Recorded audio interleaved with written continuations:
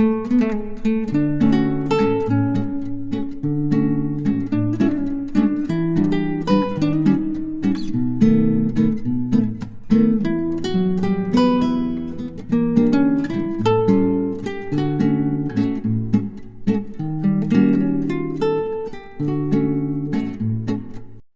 అండి, నమస్తే. Welcome back to my channel Samyu blogs. ఈరోజు నేను ఒక కొత్త రెసిపీ చేస్తున్నాను. ఇది నేను కూడా ఫస్ట్ టైం చేస్తున్నాను. ఇది ఒక ఇన్స్టా రీల్లో చూసి నేను ట్రై చేశాను. చాలా బాగా వచ్చింది. అదే బెండకాయతో ఫ్రై అన్నమాట. బెండి కుర్కురే అంటున్నారు. చాలా టేస్టీగా వచ్చిందండి. రసం అన్నంలోకైనా సాంబార్ అన్నంలోకైనా చాలా మంచి కాంబినేషన్ అన్నమాట. ఇది మనం ఆలూ ఫ్రై అలాంటివి తింటాం కదా, ఇది కూడా చాలా బాగుంది. సో దాన్ని ఎలా తయారు చేసుకోవాలో చూద్దాం. ముందుగా నేను బెండకాయలని బాగా కడిగి ఇలా కట్ చేసుకున్నాను. నిలువుగా పొడవుగా కట్ చేసుకున్నాను. ఇంకా అందులో సాల్ట్ వేసుకున్నా, కొంచెం పసుపు, ఇంకా కారం వేసుకున్నాను. ఇది మీకు ఎంత సరిపోతుందో అంత కారం వేసుకోవచ్చు. నేను ఒక 3 స్పూన్స్ దాకా వేసాను కారాన్ని. ఇంకా కొద్దిగా గరం మసాలా వేసుకున్నా. ఇది నేను హోమ్మేడ్ గరం మసాలా ఇది. సో కొద్దిగా వేస్తే సరిపోతుంది. మీరు బయట ప్యాకెట్స్ ఏమైనా కొనుక్కుంటే కనుక మీరు కొద్దిగా ఎక్కువ వేసుకోండి. ఇంకా నేను ధనియా పౌడర్ కూడా కొద్దిగా వేసుకున్నాను.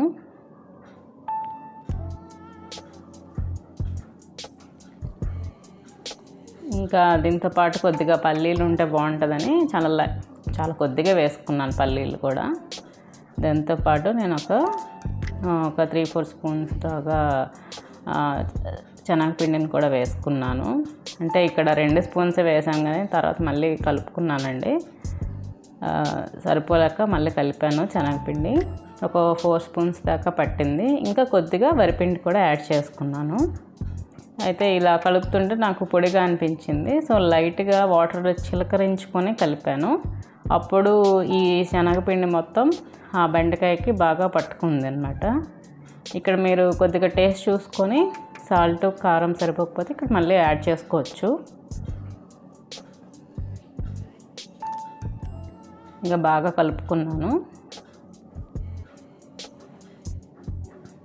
ఇంకా పల్లీకి కూడా పట్టినట్టు కలపండి. కొద్దిగా వాటర్ వేసుకున్నా ఏం కాదు.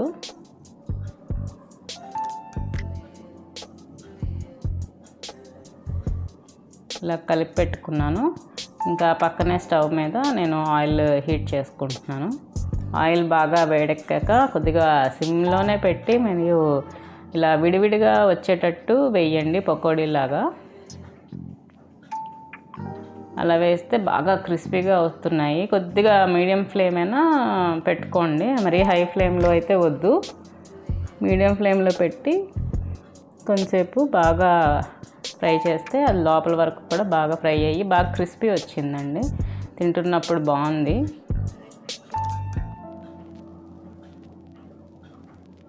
కొద్దిగా కలర్ చేంజ్ అవుతుంది, అప్పుడు తీసేయండి.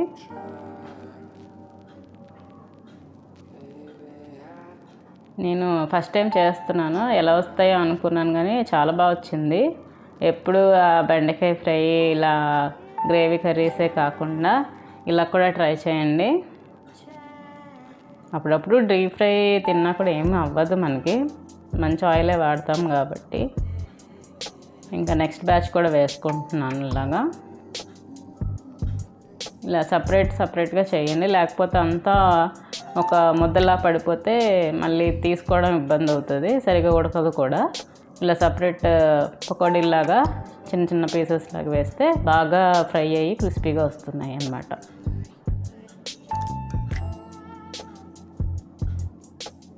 కూడా బాగా ఫ్రై అయిపోతుంది. ఇంకా ముందుగా ఫ్రై అయ్యి చూపిస్తున్నాను.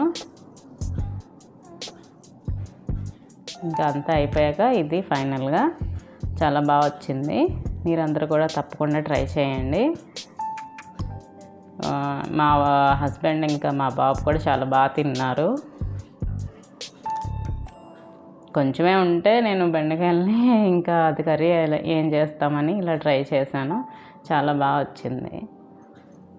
ఇంకా మా లంచ్లోకి నేను ఇంకా అదొక్కటే కాకుండా వంకాయతో నేను ఫ్రై చేసుకున్నాను, అది కూడా పెట్టుకుంటున్నాను.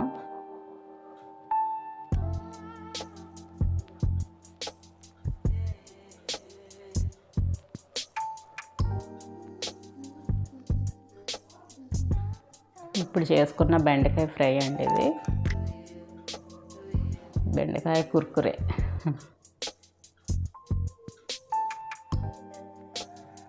అండ్ నిన్న చేశాను సాంబార్ ఉన్నది, ఇంకా కొద్దిగా పాయసం కూడా ఉంది. సో మా లంచ్ రెసిపీస్ ఇవి. సో మీరు కూడా ఇలా చేసుకొని ఎంజాయ్ చేయండి, చాలా బాగా వచ్చింది. సో అదండి ఈరోజు నా వీడియో. మళ్ళీ నా వచ్చే వీడియోలో మళ్ళీ కలుద్దాం. అంతవరకు bye, thank you, take care. Please subscribe my channel. అందరూ చూస్తున్నారు కానీ సబ్స్క్రైబ్ చేసుకోవట్లేదు. Please subscribe my channel. Bye.